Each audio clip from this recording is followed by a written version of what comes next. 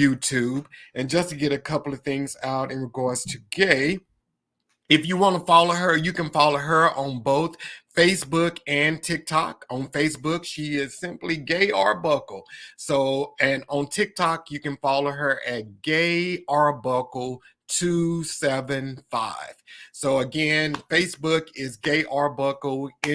TikTok is Gaye Arbuckle 275. And then for booking and more information on Gaye and everything that she has coming up, you can always check out her site at www.gayearbuckle.com. So I'm really excited about having Gaye on the podcast tonight. Gaye may not remember this here, but I met Gaye like 30 years ago. We were at the National Baptist Convention, and Billy Wedgeworth was over the convention. And I think at this time, Gaye was playing over at Pilgrim Rest, and she came down.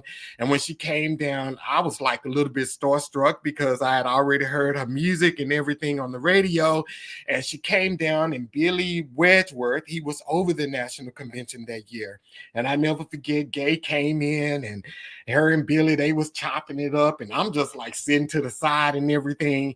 And her and Billy was chopping it up. And then Gaye got on the organ, and she was telling Billy what they sung that morning at worship. And I think they sung like "What a Mighty God We Serve" or something like that, because it was their women chorus that had ministered that morning. And y'all know, like, it's nothing, hey, Gaye, no, I love her, but it's nothing sexier than a woman on the organ. And Gaye sat down and she was padding and just like going at it like strong. And that was my first memory of Gaye, but I knew I was destined to meet Gaye because I knew her father before I met Gaye. Reverend Arbuckle, he was an amazing man. I met him over at New Birth Baptist Church, and I never forget, this was way before I met Gaye, and he was so proud of her. So when he would see me, he was like, yeah, my daughter is Gaye Arbuckle, and everything. And if you ever wonder where Gaye got her beautiful eyes, she got it from her dad, because he had hazel eyes, and you just got lost in them. But he was such an amazing man. And then life played its way. I ended up at Pilgrim Rest, and that's where I met Gaye's mother, Miss Arbuckle, and she was on the staff at the church, and she was always kind to me. And I remember, like, there would be times during the week when I was ministering music there, I would call her and just chop it up, and she would, pour into me wisdom, because at that time I was pretty young and I was ministering music at that church, but she would always encourage me to just continue to, move forward and to continue to hold on. And I just have such love for Gaye's parents, Gaye, her children, and her brothers. So I'm really excited about Gaye being on here tonight, because I tell you, I went and did a little backup research on Gaye, and Gaye is like on another level. And I think we all may not know some of the stuff that Gaye has done. So I'm really to have her on. And Gaye, we're going to bring her on out. Gaye! Hey! What's going on? I am wonderful. Thank you for having me. I'm so excited to be here. I'm glad you are here, Gaye. So tell us a little bit about you, just a little service, because everything is about you tonight, Gaye. It's all about you. It's all about me. It's really kind of hard to talk about yourself, but I'm going to try. So I am a woman who loves God. I love God. I have been musical all my life. My dad sung. My mother was a musician, and she sung as well. So I've always wanted to sing, but I was shy. And there's still some areas in me that I'm like, I'm an introvert to some degree, and I can be extroverted when it's time to be that. But if you leave me in a room by myself, I'm like, oh, I'm really good. I'm a woman who I love people. I love pouring into people. I love encouraging other people. Um, I think sometimes it could be to my detriment to some degree, because I'm giving, giving, giving. And you may not always get that back, but I still like to do it, and I'm still going to do it anyway. Um, I love to play keys, but I love to sing. But not just that, I really love to worship God. I love to see and hear testimonies of people that have pretty much been in the environment in church, and they give me their testimonies of how they've it touched their lives, or healing took place. And I love that I get a chance to do that. And I've always sung. I've always been musical. I've always loved all kinds styles of music. So it's not just one thing. But I think God has me in this place as a worship leader. And what's crazy about that, I grew up in a Baptist church, and we didn't do praise and worship. It was devotional. I love the Lord. He heard my cry. I was like, all right, that's all I knew. Until in my travels, I started to travel around and then started hearing people leading worship. And I remember telling the Lord, I said, I want to do that. I really would love to do that. It may sound strange, but it's really the truth. And here I am today, and I'm grateful for it. I'm grateful for where I am in the Lord. I'm in my right mind. So you know what? Everybody can't say that. And I'm grateful for every door that the Lord has opened, and even grateful for the doors He's closed. Mm, I love that. I love that. So Gay, like, and I mean, I don't want to get ahead of myself on tonight, but like, you have, so when I first met you, even though you were playing at a church, at that time you was in your hustle as an artist. So I met you at a little different kind of like phase of your life, and you have evolved so much since then. You just not Gaye Arbuckle, the artist like we knew. So Mhm. like, how did you get started in the music industry? First starting to sing, my mother, she always had confidence in me. She was like, "Oh, you could do that. You could do that." And I'm looking like, maybe you're the only one who thinks that I can sing. Maybe these other people don't think so.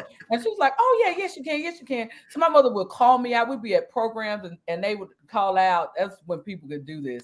Anybody in here know how to sing Amazing Grace? And my mom would go, "My daughter can." I'm like, "No, mom." So then I did my first concert when I was probably 15 years old. And then I did another one probably as I got older.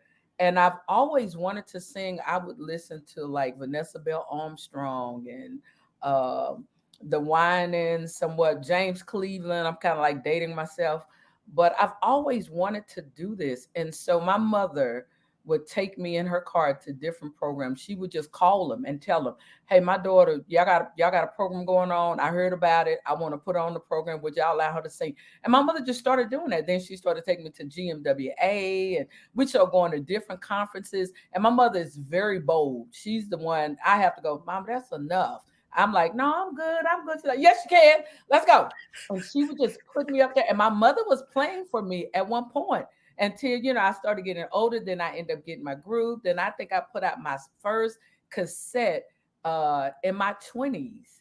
Oh, I remember that because it came on my birthday. I think I was 24. And then I just started doing music again. I didn't realize I could write songs because my brother used to talk about me. Because a lot of my songs would sound like something he'd heard before. He's like, that sounds like Jesus keeping near the cross. I'm like, it's not, I'm mad. And no, it ain't. But he was like that. But we would sit around, my mom, myself, and my brother, and we would just sing at the piano. I would play. My mother would do altos. I would do soprano. My brother would do tenor. And then we would switch. And whatever part is missing, we would just jump in and just sing the part. So when it came to singing parts, it was really easy for me because I did it as a little girl. So going to these programs, paying to be on certain ones a lot of times. And I went, you know what? I think I want to do this. I went off to college, and they knew that I could play and sing. So I ended up being of the BSU choir, Baptist Student Union Choir. Because you won Miss BSU, right? I I did. remember, okay, this is so nice. So I used to go to BSU when I went to Did East you? Texas State. So and I was down there after your first album came out, and that's all people used to say was like, Gaye Arbuckle was Miss BSU. She was Miss BSU. So I didn't know if it was true or not. So it's true. You was Miss It is. BSU. Yeah. Wow. See, the Okay. first the first one I got the organist, and because I was leaders 2 times, so they needed a piano organist over the choir. I got that. Then I was like, you know what? I'm gonna try out for it. I don't know if I'm gonna make it. I mean, we'll see. And then when I won, I'm like, oh my God, I could do this. It just kept going up further. The step just kept getting stronger. So I'm like, okay, God, I think We in this to win it. Wow, I know lie. I had heard that this, and that was early 90s when I heard this, Yep, that you were Miss BSU because we used to go there every year. You went to Prairie View? I did. Yeah, and Prairie View was kind of like our rival when I was in commerce because when I first got there, Adrian Medarius, he was the director of the Oh choir. Yeah, he yeah. and rest his soul, but Yes. Adrian was the director of the choir, and we won second the first year that I went there. It was in Houston. I'll never forget. It was in Houston, and then the second time it was in Nashville, and we won first. And Okay. Prairie View always won first. They always won first. And when we came in there, we whooped y'all butt. We We were got them. we got them. And one of Yeah. your old choir members was in our choir when you were at Concord. Karen Saxey, her and her sister, she has a sister named Tanya. Karen sings Okay. soprano, Tanya, and they went to Concord, but they were in the choir with me at East Texas State. When we got Prairie View, oh, they was mad at us. So after that, we were rivals, man. I remember them days. Wow. So that's Those true. were the good days too. Those were the good days. Those were the good. Mhm. So your first project, did you fund it yourself? I did. And that the name of that one was "I'm Gonna Make It." That was the cassette. Then it went to "Totally Committed." I Someone else remember funded. Totally Committed. Oh my Yeah, God, I love that song. that was the second one. That's when CDs were growing. And then the next one was called Gay. And someone funded that. And then the next one after that was Miracles and Blessings. Mm-hmm. And then that was the one, uh, let's see, yeah, someone funded that. Then the next one is Gay. Um, and I funded that one. And that was the one with you, like in the brick wall or whatever. Holy One was on there. Gay is the one with the brick wall. The Okay. next one after that, Holy, is the one that was with Concord Choir. Okay, okay, Yeah. okay, okay. Cool, cool, cool. Okay, Mhm. so you funded your own first project. So that's something that I think a lot of people need to hear because a lot of folks are waiting for someone to pick them up. You did your own thing, and that's something that I was at a workshop too. Donna Lawrence said the same thing. Songwriter's point of view, he funded that out of his own pocket. I love it. Yeah, he funded that out of his own pocket, and then that's when he got discovered. So, did you, when you first invested in yourself, because that was a great investment, were Yeah. you nervous about that? I was, and let me just also add this: is really my mom. Yeah, she really put the money behind it. I was a little nervous because there's one thing where you hear your mom say you can sing, but now the challenge is you put it out, will everybody like it too as well? Because they ain't your mama. And they don't know you, and they're just taking a chance on listening. And the crazy thing was, even in singing, John, for years, I knew that my voice was totally different. It's a unique sound, but I didn't like my sound. And I thought, why don't I sound like these other people? Because I looked at it as they're not clapping for me. I don't see nobody shouting. I don't see anybody just coming to the altar, giving their life to Christ. It looks like it was just a hush in the building. And my mother told me one day, she said, when that happens, that means people are just listening. People don't have to shout every time you get up to sing. People don't have to run around the church. But I just thought, but a part of me was like, I want to sound like them. And I just want to reach out to anybody who's a singer who is in this entertainment. Just be you. You're uniquely you. It's much better than anybody else. Because if you start sounding like people, then they'll call you a little Linda or a little Tom, and you want to be you and you want to practice on your gift and make sure that it's fine. And the music I used to listen to was like Barbara Streisand. I would listen to music like her, Bette Midler. And I don't know, back then, I don't know if anybody was ever listening to those people, but I would listen to them and I would hear their sound, and it was so unique and it was so pure, and it wasn't a lot to it. So, and even today, I don't think I can do all those runs. I don't even practice on them because I'm like, when you do a run, you got to make sure you hit it right. Because if not, don't do it. And so when I realized that this sound that God had given me was me, I accepted it finally. But growing up, I just thought, I don't know why I don't sound like anybody else. There's something wrong. Now, isn't that sad? You got, it's like somebody is hungry, but you got bread up under your arm. You can't be hungry. There it is right there. Yeah. Why am I trying to be like anybody else when God is on my side and He's going, I'm using you. You are separate. You are different. You're not going to be like everybody else. So just encourage somebody out there that's thinking, well, I think I should be this. No, you should just be you. Yeah. You the best you can be. And that's the unique thing about, and that I love about you, because it's like when you hear like Aretha Franklin, it's like you instantly know that's Aretha Franklin. You don't Yeah. have to look at the label, and that's the same way with you. When we hear your music, we instantly know it's you. It's not like we have to say, is that Gaye singing that? Is Mhm. this person doing it? We know that it's you. Your sound is just unique, and it's rich. That's the thing about it. It's like super rich, and everybody nowadays they're trying to do all the rips and the runs, and I'll just be like, Lord, can you just sing the song and just Right. get the words out here? We don't need no rips and runs. Can you I just sing it? know. I know. But I thought, like that was good. I was young and I'm impressionable, and there were little self-esteem issues that I was having. And I just went, why am I chosen to do this? Even when I would try to run in circles that I thought were very popular and that people knew them, the Lord would not allow me to even be in the circles. It's like there had always been this hedge of protection around me, that He would not let me get pulled in a lot of foolishness. But I kept going, but I want it. You know how we do it. But I want to. It looks good over there. And they're over there going, it looks good over there. So I had to stop and go, you know what? I'm good. If I'm not invited to the musical, if I'm not invited to the parties, if I'm not invited over your house, that's okay too. Because you're probably not invited over mine either. But with that, I couldn't see that back then.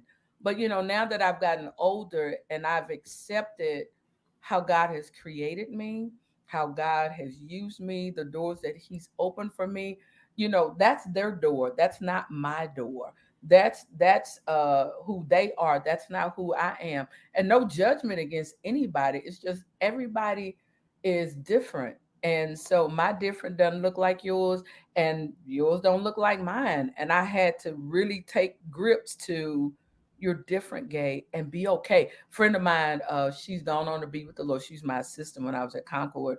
And she's like, you're just not a part of the reindeer game. She used to say that all the time. You're not a part of the reindeer game. And I just thought it was funny at first, but it hit and I went, I got it. I'm not. I'm not.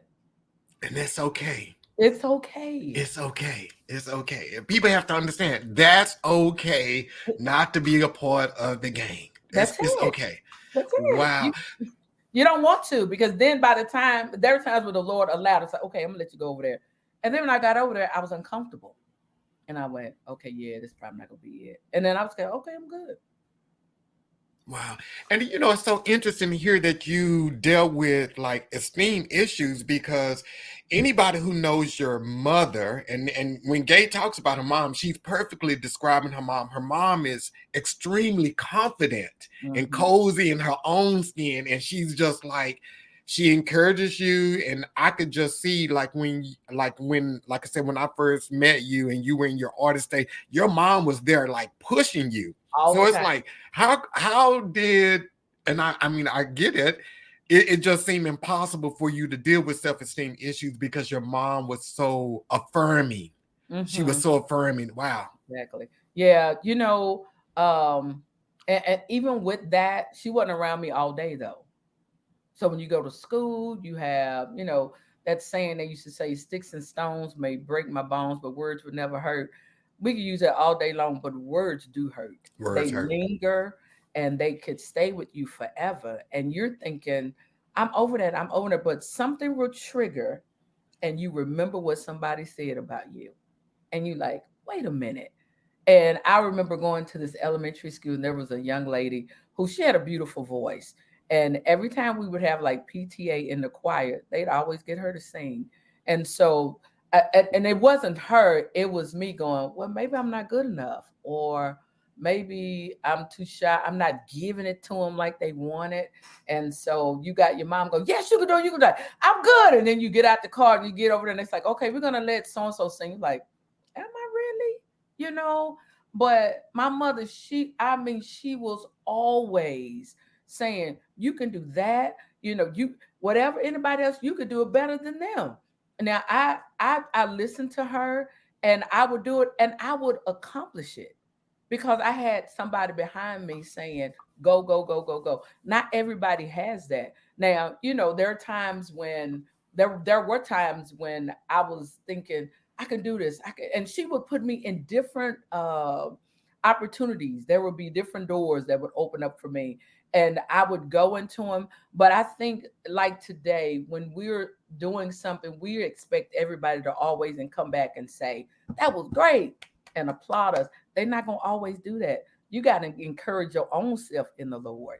And so if nobody else says anything, if nobody else agrees with it, I prefer green. If you want blue, I'm still going to have green. Well, all of us going to do blue. I still want green. Be your own uniquely you. So I had to accept that and go, I'm not like you. I'm not. And that's okay. And that's okay. That's okay. If people don't get anything else tonight, that's okay. Is the Mhm. thing that you should walk away from, because we all try, in some regards, we've all tried to fit into circles and fit into places, and Exactly. sometimes we are not meant to fit into places. We're too big, so we're suppressing ourselves and compacting ourselves, trying to fit in small areas we don't even belong in. Wow. Okay, Exactly. so let me ask you this here, because when you were, and you're still doing music, but when at that time when you first kicked off, you had an advantage that artists don't have now, and that's the radio. So I will never forget the first time I heard "Why Did He Do It" on the radio. It was like somebody called me and said, "They playing your song on the radio," And I ran in the house, and this is one of my proudest moments because at that time my dad, he passed like not too long after that, but he was able to hear my song on the radio. And I never forget like how excited I was to hear my song on the radio. Right, right, So right. what was your first song that you heard on the radio and how did you react? You know, People may not remember this, but I did a CD with Mississippi Mass Choir. Have faith. Yep, have faith in God. And I remember I was working. And so in order to leave to go to this recording, I had to feel, there we go. Forgive me, Lord. So I was like, I got to get off today. But I left that weekend. My mom and me, we left to go and sing with James Moore, rest his soul too. And so we did that. And I didn't tell anybody I was going to do it until I came back home because I didn't want to tell people I was going to do it. And then it was a flop. But anyway, we went there, came back. And when I first heard that on the radio, I thought, wow, Lord, this is a dream come true. And it just felt so good that, and how I got hooked up with that, it was Jimmy Wyatt. He was traveling with Mm, him at the time. And so he was playing my CD in the car. I'm gonna make it. I'm sorry, the cassette in the car. And James Moore heard it, and he was like, "Who is that?" And that's how I ended up going. He heard me sing on there, and it did it. And I just thought, I am on the radio. I cannot believe it. And I'm looking at the radio like this. because that was a big hit for them. It was. That was a big hit. And Mississippi Mass Choir back then, oh my gosh, they were like the top. And then Yes. James Moore, I had never ever heard of him before until Jimmy told me about it. And then I met him, and I mean, could sing. I'm like, he could have chosen anybody else, but he chose me. And that it's just the Wow. one song, but I'm like, I'll take it. Wow, wow. Okay, so let's go on, because Uh-oh. when you came out with Miracles and Blessings, Uh-huh. that was like a big hit for you. You wrote that, right? I did. Yeah, I that was did. like, so tell us like what's the history behind Miracles and Blessings? How was that inspired? So during my prayer time, I'd always would go, Lord, I thank you for this day that was not promised to me. Lord, I thank you for my health and strength.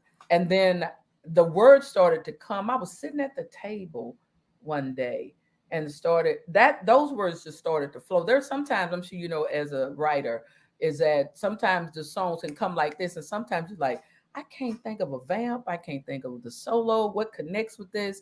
But that song, it just rolled, it just started to pour, and I went, this is good. So when we did the song, after we finished, one of the ladies said, that right there gonna be a hit. I said, you think so? She's like, I'm telling you. She said, that right there, they're gonna really sing it.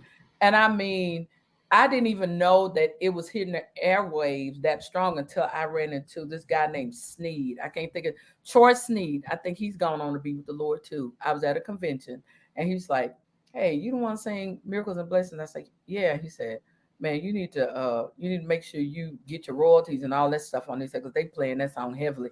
And they were really playing it in Tennessee a lot. Mm. There was a guy named Dave that he was working radio for that CD. And it was, I couldn't believe it. I'm like, I'm back on again. I don't take any of these things for granted. I am grateful for every opportunity that I get a chance to sing. And my hope is that somebody gets a relationship with the Lord, someone gets saved, someone will know God in a better way. I really want people to come to know Jesus and not just to know who is that, which is great. But I want to make sure that whenever I get up to sing, that God is fully pleased with me. Wow. Okay, so Gay, you got to sing verse 2. So that's my favorite verse of the whole song. We complain about our shoes. You got to sing that for me, Gay. You got to sing that for me. Right now? Right now. Okay. We complain about our shoes when some people don't have no feet. We complain about no money, but still the Lord does feed. I think I'm high. When I think about the things I want, not the things God knows I really need, there are miracles and blessings for me. Keep going. We need to trust God more and learn to love Him for. Oh, and believe and keep the faith in what you just can't see. Lord, when I think about the things I want, not the things God knows that I really need, there are miracles and blessings for me. I'm tearing up. Like, Oh, Lord. oh my God. I mean, like, that's like one of my favorite songs. And no lie, that the whole we complain about, because it's like, that's almost like you need to check yourself. Here it is. You complain about your shoes, but these people ain't even got feet. It's like, what? So, Gay, you got to tell me, you got to do like a 25-year, I know it's been longer than that, probably, a 25-year re-release that song. Why haven't you re-released it? I've heard that. People have said the same thing. I was like, okay, I got to do something. And I had been talking to a young man about doing a project this year. And so I don't know what that looks like. I don't know, sometimes procrastination is the enemy. It just is. And if we're going to get in while the water is troubled, we need to keep going. And so I think I believe you too. Um, I do. I don't have any words. Yeah, you need to do, because that song, it's like it was for that time, but it was ahead of its time. So yeah, it's like that's a song you can re-release, annually or whatever, every 25 years or whatever, and it's gonna fit that moment. So it's not like, how like you hear some songs and you're like, oh yeah, that was 1966 and need to stay there. We good. We good. But Gay, you need to, like, for real, like, redo it. I mean, we got TikTok now. You could just get you a band and just go out and sing it on TikTok. You're right. You got I to need to do it. put it out there on on Apple or iTunes or something like that, just to bring it back. I agree with you. I do. Because even when the song came out, I mean, people were singing it all around, little kids, grown ups, because I think it's a very simple song that relates to kids and adults. So it's not like walk around heaven all day. It's like, Yeah. wow, you singing that, kitty. But it's a song that everybody thinks about. We do. There are miracles, and he's still doing miracles and blessings even now. Yeah. And so, okay, so and a lot of people don't know this about me, but okay, so I'm one of those people. I celebrate everything and everybody. So that's Okay, just me. So I okay. never forget. It was one time, and this was when, like, and I was so proud of you in this moment. It was Miracles and Blessing was out, and it was a little girl sung your song on the Apollo. Did you ever hear that? Yes, I did. I I forgot was about that. Yes, I was like, it's just one of those moments you proud for the person, but a little girl sung your song on the She did. Apollo. I need to look that up on YouTube because I remember they sent me a notice because they wanted to get the okay to do it, and so I had to sign this paperwork. I totally forgot. Thank you Yeah. for the reminder. Listen, get my ink pen out.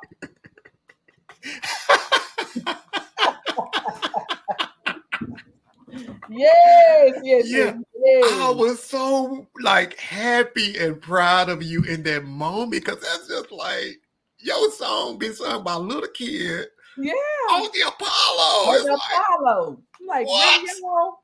I'm telling. Look, I don't take nothing for granted. I'm like, me, God, me. But you know what? I think if we think about who God really is and how good He is to us, it's like, well, why not you? Why do we always think it's good for everybody else, but we're the last one to give ourselves kudos? I had to tell myself one day, I am a great mother. I am a great friend. I am a great person. Because we talk about it, we'll do the negative side of so many things. Mhm. And it's like, why don't we celebrate ourselves? Yes, I am a great musician. I am you are a great musician. You are a great composer, John. Yeah, so why don't we celebrate ourselves? And it's not bragging, it's only bragging to those who don't like you, probably. Exactly. You Exactly. know. Yeah. So But it's like, no, I can I'm do it. past that age where I'm even concerned about that stuff no more. Yeah. Come through. I'm Come through. through. I'm through. Oh yeah. Okay. So Gay, that's you. So we because you again, you have so many amazing things that you've done. So Gay, you've sung for 3 presidents of the United States. Look at Look God. at God. And I don't know if you sung for them individually, but I know you sung for all three of them in the At one same time. video at one time. So, guys, what we talking about? So Gay, tell us how that all came about. We'll let you tell this story. Let me tell you. So I remember when President Obama was the president, the first term, and I would watch videos of the entertainment he would have at the White House. And I remember sitting there going, you know what, Lord? I said, I want to sing for the president. I want to sing for the president. And so it was right at the end. We started. Okay, Gay, we lost her for a second. She'll be back.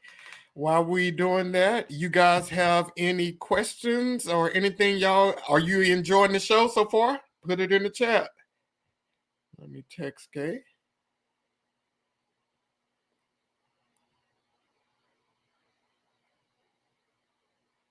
Are you guys enjoying it?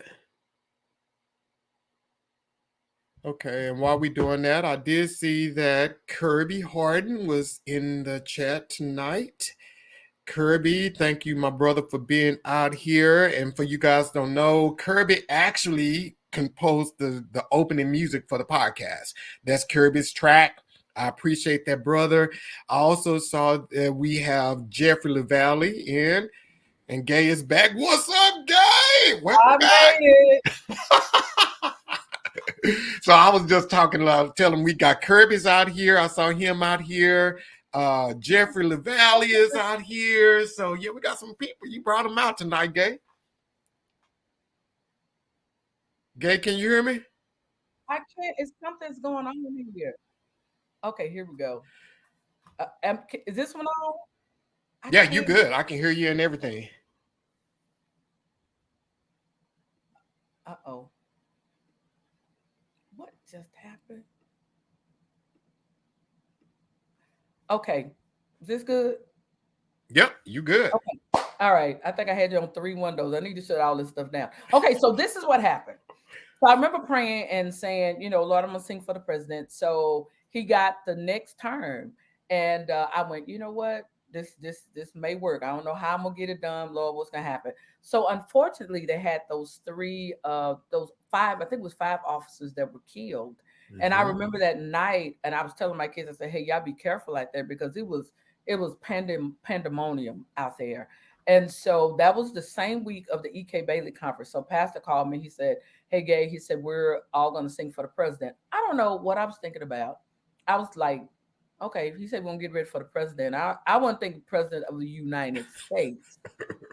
So he said, and we could only get 25 people out of our choir and 25 people out of this other choir, Presbyterian. So I went out, sent out, said, hey, we've got to have your ID. We got to make sure we get this stuff down, yada, yada, yada. And they was like, okay. And so we went to rehearsal. We went over the song. As I was backing out of my garage, I heard the Lord say, remember you asked me, could you sing for the president? He said, instead of you going to them, I brought him to you.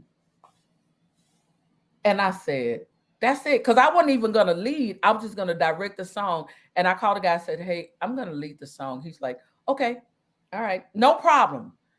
Got up there, and I didn't even realize we were on CNN. I don't know. I didn't even think about it. I see him walk through.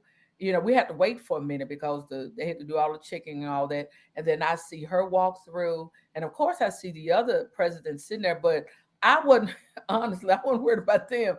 I was worried about him. I was like, that's who I wanted to sing in front of. But it dawned on me later, I went, all three of them Oh, was three. sitting there at one time, John.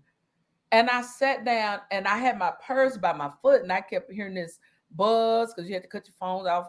And I looked and I had all of these texts and they was like, oh my God, people were just so engaging and so complimentary and so encouraging.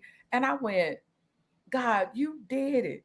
I didn't know how God was going to do it, but I knew that I had asked him, this is what I want to do. And I didn't go, oh Lord, I want to thank you because you going, I didn't do any of that. I just said, God, I want to sing for the president of the United States. Unfortunately, something had to happen for that to happen. Who would have thunk that he would be in Dallas during that time? Like, really? So I'm telling you, if you have a dream, if you have a desire, if you have a thought in your mind that you feel is too, you got to think big. I Big. can get $20. I can get $15. You need to think big. I want my whole house paid off. Somebody gonna pay for it. I ain't gonna have to pay for it. I want I want insurance, everything paid up. I want all, you got to think big, and that's what I said. I'm gonna think big. That meant that I know it wasn't me. I know it was God. Hmm. Hmm. I knew it was Him. Yeah. So I tell that story everywhere I go. I wasn't on program. They didn't like, hey, is Gaye Arbuckle living there? They didn't do that. I just happened to be there. Pastor was connected, and he was like, hey, the choir needs to do it. And boom, the Lord opened the door. And Did the not rest. just one, but three. Three I know. in front of millions of people because see, it was on CNN. So That's it. I didn't even realize. I saw cameras around, but you just thinking they're just filming it or whatever. And then you find out later, you was on CNN News. I was like, what? And that was again a week of the EK Bailey conference, and we had to go to the church that evening because it was still going on. And I go to the back, and the choir just like, oh, they were just so happy. And I was like, oh my God, and it just felt good that I had a great support system. That people like, we believe in you, Gaye. And I yeah, think even saying that, people need to know that people believe in them. And even if you can't believe in yourself, get somebody that believes in you. Yes, you can. Even if you can't play that good, yes, you can. Even if you can't sing that good, yes, you can. You can't do hair that well, yes, you can. Just keep going. Don't stop. Don't stop. Just keep moving. Don't stop. Just keep moving. I'm telling you, God is good. Yeah, he's faithful. He is faithful. He is faithful. Ooh-wee.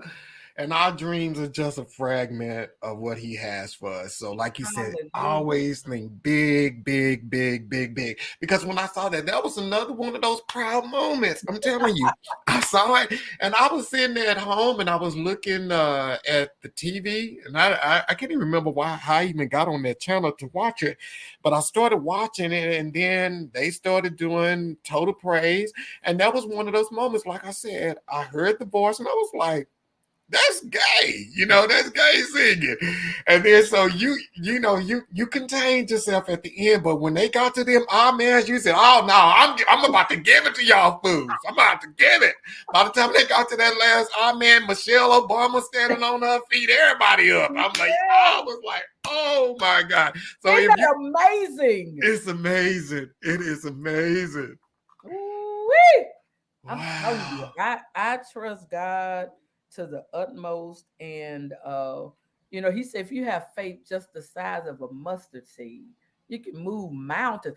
This little thing will move mountains. Just that little bitty faith. Like, just hold on. When I came in here and I sat in this chair, that's a part of having faith. I didn't check up under to see if the wheels was gonna roll off. I didn't check to see if the chair was gonna bend. I just sat down. That's the kind of faith we gotta have. We just got to just do it, and don't look back. And everybody doesn't have to follow you. They don't have to say yes. They don't. Not everybody has to push you. If God told you to do it, you got to walk through it, because that's a part of being disobedient if you don't. And we've all done it. I have. I've been disobedient before. I'm like, I kick my own self in the behind. I'm like, he's probably like, well, I don't need to do anything because you get making it hard for yourself. So I am just grateful for all the doors open, shut, people I've run into. I try to treat everybody kind. It doesn't matter what kind of role you hold. It doesn't matter who you are, who you know. It's not that. I mean, if you clean the bathrooms, I'm gonna treat you nice. I don't want to be that person that you have to be somebody for me Yeah. to either talk to you or for me to either treat you fairly. And that's how I feel. I mean, don't matter who I am, just treat me right. Yeah. Yeah. And I tell people that all the time, like, you don't know who people are in your future. You You don't? don't know who they are in your future. That's why you That's always got to good. treat people good. Treat them good, because I've just even like I said, who would have known 30 years ago when we met, when you came down to the convention, and that we would be on this podcast today? Right. Who would think that? So it's just, you just don't know who people are in your future. So always treat people with kindness and grace and love. Yeah. I Wow. agree. Yeah, and for you to even tell that story, then how I'm like, I don't, man, you made me think back. Like, what did I do? Yeah, because you were at Pilgrim Rest, like I said, and Gaye, I remember this is just as clear as that, because they had the National Baptist Convention. That was the first time I met Maybert Ward, because she came and Um, she played Yes, God is Real. That's what she played that night at that concert. And Billy Wedgeworth was over the choir. And you uh-huh. sung. You sung that night. You led one of the songs because you didn't come to any of the rehearsals, but that Sunday you came and you sung, and Vicky Winans was the big Yeah. guest. And I never forget, you had on all white that day. I know. And Gaye, you came in, like I said, you were kind and everything, but then you sat down because Billy was like, what y'all do at church today? And you said, yeah, we did. Like, I think it was What a Mighty God We Serve or something like that. And you sat down and you played it on the organ. I was like, what? What? Because I didn't know, I didn't I'm know all of that. sexy. That's why. Ain't nothing next sexier than a woman on that organ, man. Come Ain't on nothing. through. Come on, everybody. Y'all better know who I am. Especially when they can play like, and that's one thing. Like Munya Logan, I love to Mhm. hear her play because she does this small little petite lady. You just Yes. take her for granted, but then when she sit down on that instrument It's and she's in full control, I love her. oh, Oh my god. yes. Yes. Don't judge a book by its cover. Don't judge a book by its cover. Okay, so Gay, so you did that. So I remember when you left Pilgrim Rest, I think you went to Little Flock in I Forney, did. Pastor Lawrence Church. Yes, see, Yeah, yeah, I remember all of that. I you remember did all your of that. homework now. Yeah, but and see, that's like because I love the Laurence Audrey's and Pastor Laurent and all of them. They were always gracious and kind to me. So I remember them, and I remember you went out there, and I remember one year, Pastor Wallace, I think it was Pastor Laurent's installation service. Pastor Wallace preached it, and you Okay. were doing the choir, and I just remember seeing you there. And then when you left there, is that where when you transitioned to Concord? I did. I did. Okay. Okay. Mhm. Wow. And is that like when your worship leader journey started? You know, pretty much. I should say. I was already kind of traveling a little bit anyway. And I think I was at Pastor Laurent's church for like probably a year. My son played the drums, and we were just a two-man band, the two of us. And then when I got the Concord, it's just I don't know. I do believe so. Just there were different things started to open up for me, and this was my actual full time job as far as being musical at a church. And I thought, oh my God, I got my own office. Now that was another dream that I had too. I said, I want to work full time in ministry. That's what I want to do. Lord, thank you. Hmm. I'm doing it even now. You know. And I got there 15 years. I was there, and we actually did two projects. I did mine first, and then New Year's Eve on 2019, we did the choir did one, and I mean I love that job. I did. My kids kind of grew up there Mm-hmm. while we were there. The people there, it's transitions up and down. But, even with it all, it's like on any job that you have or any assignment that you're on, that, you have those times where you going, okay, now, Lord, what you trying to tell me now? Where are we going? But the people, I mean, that's still my church home. I go there if I'm not out of town. I still attend, and yeah, wow. I just thought about that. My first full time, I was working and then playing for churches for years.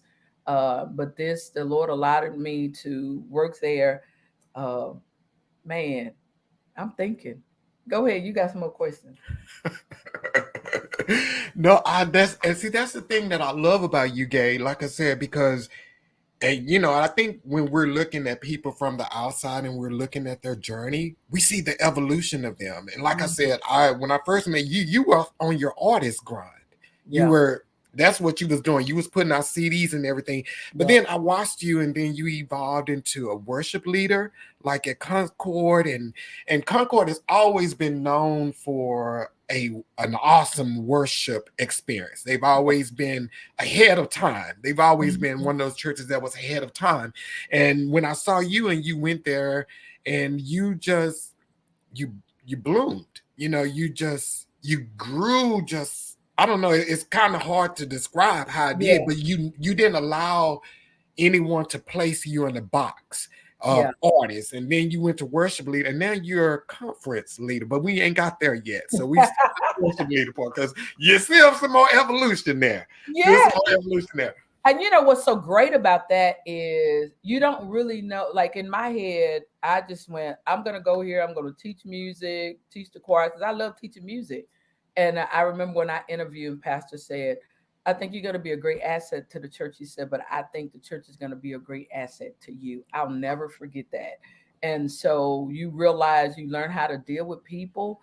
People want to work in ministry, but ministry is not just I'm just going to sing in the choir as a leader. I'm just going to lead them. I'm just going to play the instrument. It's like you have to love the people. You're pouring into them. They depend on you. You are a leader, and it's like you can't there are certain things that you feel like you're trying to punk me. It may feel like that, but it's like there is certain things that God is holding you responsible for, and these people lives are in your hand, and you can't just just kind of frivolously go in there and pretend it's nothing. It's like you people die, you walk them through death. Um, their kids graduate, you walk them through that. You know, you celebrate them. They've got married, they have kids. So you're like a family after a while. And I didn't see that. I just went, ooh, got me a job. Let's go, let's go. And so when I hear people now say, I want to work in ministry, I said, everybody wants to do it until they get into it. There is a commitment, there is a responsibility, there is a, you got to have a spiritual walk. You can't just do what you want to do. And not that you're trying to live for anybody else. This is unto the Lord. And Yeah. so when you decide to make a commitment in this journey to walk for the Lord, you got people watching you, you got people you got to pray for, you have people who are depending on you, and you can't just do what you want to do. That's not what this life is. And it's not just about them. Just because you said yes to the Lord, there are certain things you just can't even do. You shouldn't want to. You can, but you shouldn't want to. There are certain things I have to cut off and say no. And then there are certain things where I'm like, okay, yes. So yeah, I always say no is an answer, just like yes is. And my yes is to the Lord. Yeah. Wow. Yeah, because that's and I just had that conversation with someone today as well, because like when I was ministering, when I served as minister music, I was like 28, 29, just at that 30 mark where you really transitioning over and you're trying to figure out everything. And ministry, I tell people that all the time, ministry is hard and it Yeah. is a sacrifice and it is lonely. And when you get in those positions, you have a, like you said, you got people always watching you. Yep. So, and you're not trying to live right for them. You know, sometimes that holds you accountable, makes you, I mean, that holds you accountable because, you know, eyes are on you. But Yeah. that is, when I hear people going into ministry, you know, I just pray for them because I understand that ministry is extremely hard at times. And yeah, they just need to be lifted up. So, wow. Yeah. Yeah. It's more than a notion than just getting paid or to be popular, or I just get to tell people what to do. That's it's more to that than, people, those one-on-one conversations you have with people, and you have to you want to be one that you can be trusted. You're not running your mouth to everybody. I mean, they need to know this is my leader and I trust them. And you check on people. I mean, it's more than meets the eye. I don't think people now who, for some, really understand the magnitude of what this mantle carries. It's huge. It's It's very huge. huge. Yeah. It's huge. Yeah, it is huge. And yeah, it's like, yeah, it's huge. That's all I say. And depending on the church you at and the mindset of the church and whether it's progressive or not, some stuff you can get away with, you know. And unfortunately, you know, some environments, if their mentality is small, they're not thinking big. So you, yeah, but the bigger the church, bigger the ministry, because I always tell people, mega is not the size of the church, it's the size of the mindset. Mm, So you, if you think mega, you do mega things. You don't have to have 1,000 people to be, or 10,000 people, but yeah, excellent. yeah, Yeah. work with a spirit of excellence. Yeah. Yeah. I remember I was at this little small church, and I played for small churches. And I'm like, I just want to teach choir. To me, I'm like, three parts. If I can just get three parts, we good to go. And I remember driving over this bridge, and I told the Lord, I said, I'm gonna work at this church like I'm already at the place where I want to be. And I'll never forget that. And it was a small church, but very family oriented, And I just, when I said that, and I think the Lord heard me and went, I'm watching you.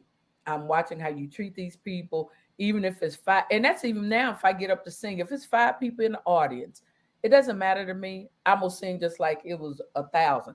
Everybody here deserves, it's like being on time.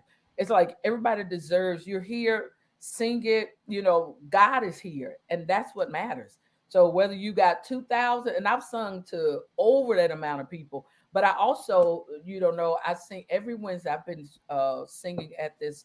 Um, it's called Our Calling, and it's for the home. It's a homeless shelter, and I go and I lead worship for 1 hour from 8:30 to 9:30 every Wednesday.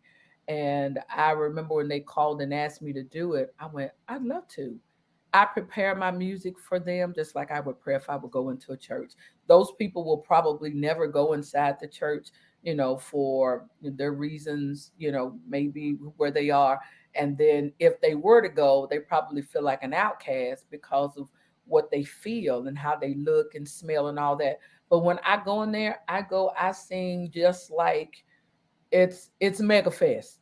It doesn't matter to me. I love doing what I do, and I want God to be pleased with me, whether and so He can open other doors for me. So if Yeah. I take one opportunity and act like, well, ain't nobody here, so I just give them a little bit of something. No, I'm No. giving everything I got. Everything. And I tell people all the time, God is strategic. Every move that has happened in my life has always been because I was at somewhere and somebody saw me.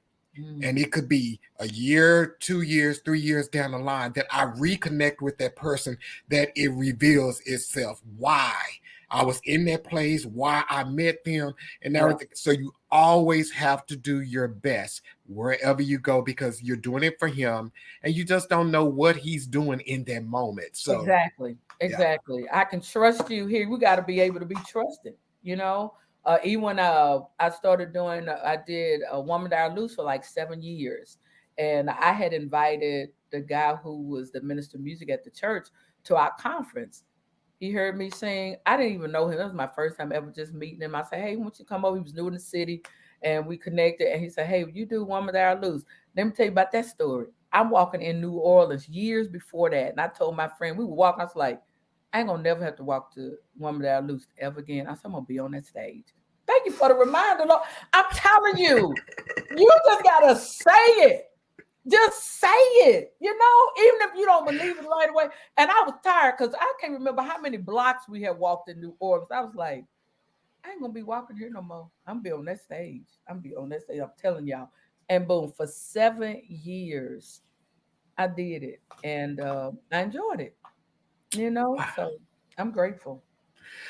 Okay, so we talked about worship leader, and because now, Gay, you do worship leader coaching as well, right? I do. I So do. how does that work? How does that work? So here's another thing. It's another God thing. So I was traveling to Alabama for like 2.5 years during COVID and working with their praise team. And I told the Lord, I said, okay, now if you want me to step down, you got to tell me what to do. And so I said, I've always wanted to teach praise and worship teams, and I've always just wanted to enhance those, the voices. I wanted to explain about worship and coach them in that area as well. And so I decided to do a worship conference. And actually, I started my first one, I think it's probably in 17, and it was called The Worship Experience. The second time I did it, I think it was the Gaye Arbuckle Experience. The third time I did it, which was in 21, which is called the Get Your Note Experience. And so now I'm doing another conference, which is coming up in October. It's called the Get Your Note Experience Conference. So I've always liked teaching worship teams. So when people will call me, they wouldn't always call me for choirs. They call me for their team, which I encompass. I put them all together. But it's just I've always been like this teacher. I've always been like I don't. Underdog is not the word I'm going to use, but I've always been for those who felt like they couldn't do it. And I always wanted to be there like, yes, you can. And I would find unique ways of how to teach them how to get it. Because I can learn one way, but someone else doesn't learn that way. So when I would be around individuals, I could see how they would catch it, and to know how they got it and how they felt real good. Like, I finally got it. That gives me a lift. Like, you got it, Eureka. They don't have to sing like me. I don't want them to sing me down. I'm not telling that. I just need you to know there's a confidence that says, I can do this. Even if you're not here, I can still do this. So when you started to get your note, because yeah, that's where we was going with that. When you started that conference, that's another evolution of you. You're on a different platform now, and that's what I'm saying, Gay. I don't know if you like see the evolution of yourself. Like You making me get it. I Really. see it. Like you are constantly evolving and you're constantly growing. Because even the corner mind, when you think like Gay left this huge church and now she just doing concerts. That's how a regular person would think. They're Uh-huh. doing it, but they don't see the bigger thing here. Like everything in your life has opened up doors for the next step. It's created like platforms, because if you never would have started out as an artist, people probably wouldn't look for you as a worship leader now, teacher, and all that. So your platforms have built you Yeah. along the way. So like now that you're doing this, get your note experience, and I think that's phenomenal. I love that. I've watched all your videos where you're doing it. If you call me gay, you're gonna be like, no, you don't get your note, you get your keys and you go home. That's what I want you to get, is your keys. So now that you're doing the Get Your Note Uh-huh. conference, and you got one coming up, and I know it's for worship leaders, but say things you're not a worship leader. How can that help me? This is for anybody who wants to understand more about worship. So, worship is just not about singing. Worship, you a musician, you're a worshiper. If you're an usher, you're a worshiper. All these Levites in here, if you are you work in a kids ministry, that's worshiping. If you're on staff, you're worshiping. If you go and get the water, that's a part of worship. If you are armor bearer, that's a part of worship. People just think that you're in front, you're singing with a mic in your hand, like that's a part of worship. Or even if you're in the choir, that's a part of worship as well. So this is going to help everybody to understand, like maybe help me to understand my church dynamics, meaning the culture of our church, what type of music fits for our church. As a pastor, what are you looking for, in your worship leader? Are you looking for someone who can enhance the church, lead them, to show them, direct them? Because I think when we go in, we just think, okay, lift your hands. Okay, now shout hallelujah. Okay, now move around. It's not robotics. It's not that. It's a heart thing. He's looking for those who like, I'm chasing after you. That's who I wanted. Our worship is this way. It's going upward. So even if you're one who is like, well, I can't sing, come anyway. We want to hear where you are, and we want to teach you how to enhance that worship in you. You can worship at home. That's number one. You can worship in your car. That's another way. And worship, you can dance. You can be a worshiper. If you're a good prayer warrior, that's a part of worship too. So yeah, it's not just singled out for those who can sing well or sing at all. It's a heart thing. And that's what Get Your Note is all about. Get Your Note started out as I would say that in choir rehearsal when they didn't get their note. I said, hey, y'all need to get on top of y'all note. I would say that. Or get your note. And then I started doing this morning wake up 1 minute, and we would do hymns because I like hymns. I grew up with them. And I would ask people to come and sing the hymns, and I would teach it to them probably a couple of minutes before, and then we do it. Even if they couldn't sing, I could harmonize with them. Or if I didn't think they would get off, we would just do it together. And it was a cappella until when we had the conference, and I said, wait a minute, Get Your Note is about getting your purpose. What is your purpose in life? Get your own note. Find out what God is calling you to do. Find out what your walk looks like, because it doesn't look like anybody else's. And this is the spiritual side, but I want the Lord to open up even doors for even for companies. Get Your Note can go for team building. How do you want me to help your team build in this area?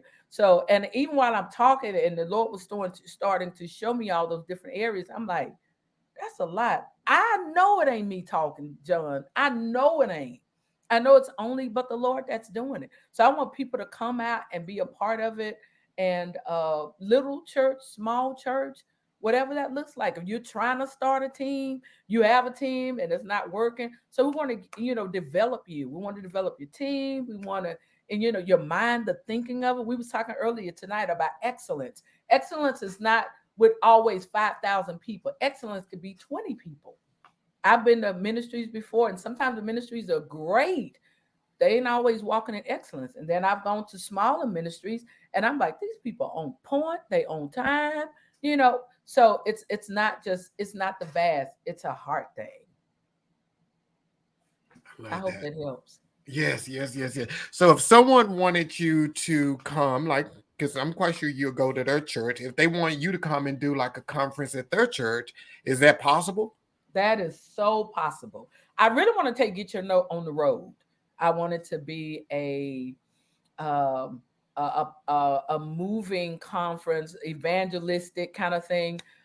for all areas, for your children's ministry, for your adult ministries. I would love to take it on the road. So all you got to do is call me. And even if you want to do this, you can have a church and you guys come together and say, hey, we want a 2-day workshop. You come and teach our team. And I want to do, almost training with the team. So it's not just I'm speaking to you the whole time.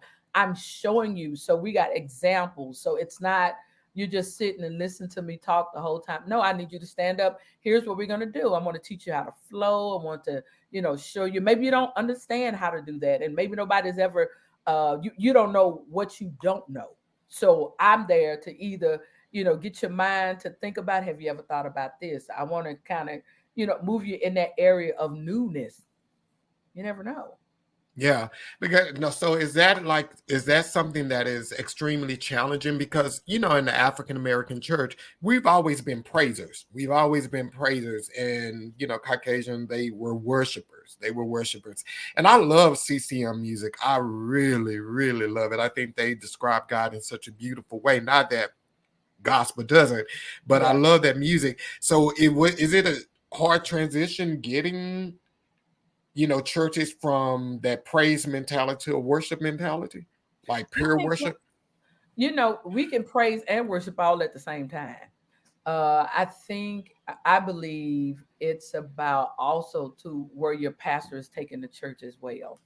And so if everybody understands the direction that your pastor is going in, then maybe you can have that conversation of what would you like to see?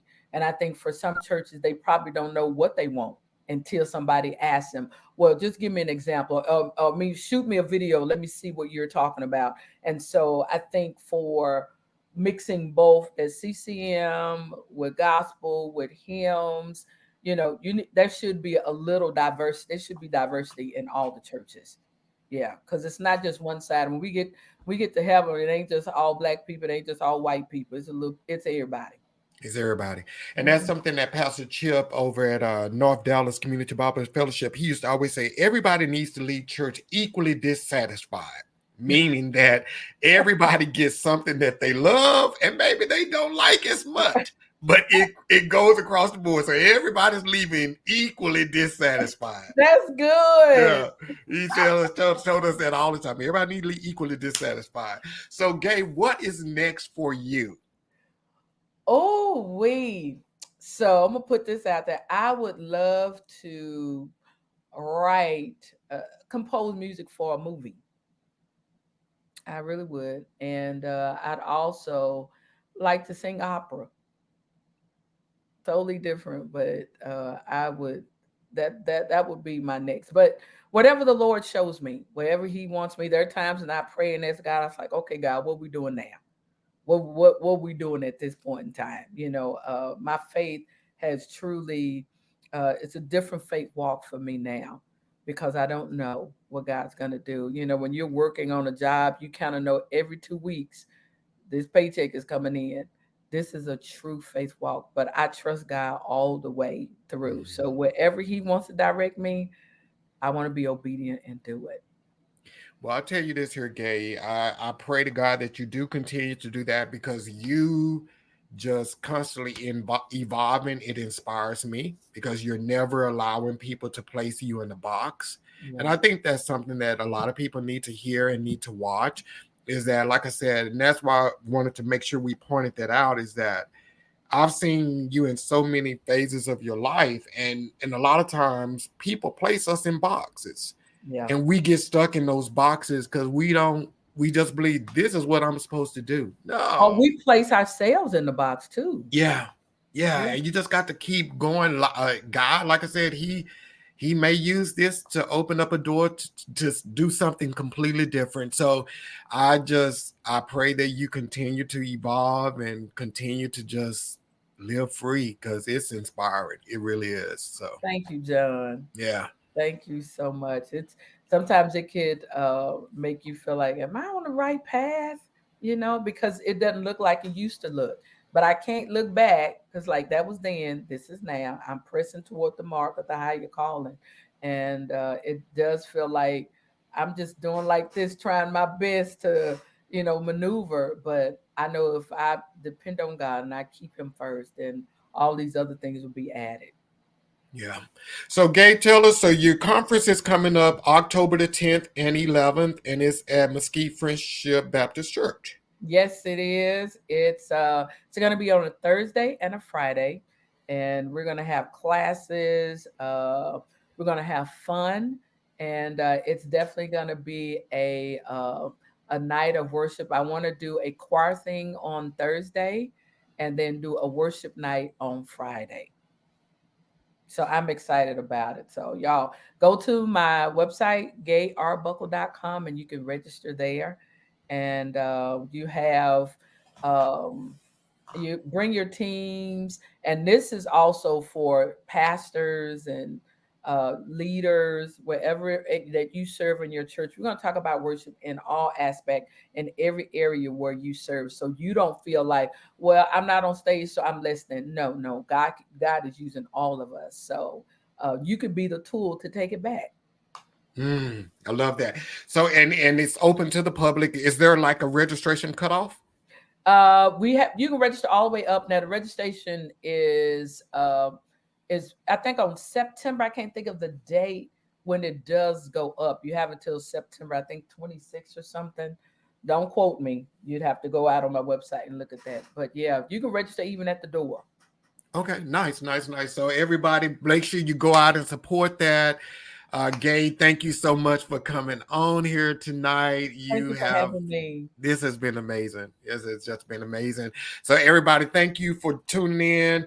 This is the last podcast for the next 6 weeks. I'll see you guys mid Oh, October. So I'm really excited, to take a break for myself, but coming back with even better. Season 7 was amazing. Had some amazing guests on here. So I did see my pastor in the chat tonight, Pastor Clarence Ford. Thank you for tuning in. Sue Roseberry is in there. Thank you, Sue. hey, so Corey Barrett, he's an amazing singer. Gaye, I need to connect you with this brother here. He's out of Atlanta. This okay. guy is phenomenal. And then Minister Ernest Zachary, he's out there. He's a musician here in Dallas. And Kirby. And then also Hey, just a couple of Kirby. thank yous. Yolanda Hargrove, who designed my shirts, Leslie Allen, who works the chat for me, and again, Kirby for the music and everything. So thank you guys, and we will see you in 6 weeks. All right, then. Peace. Bye. Gaye, this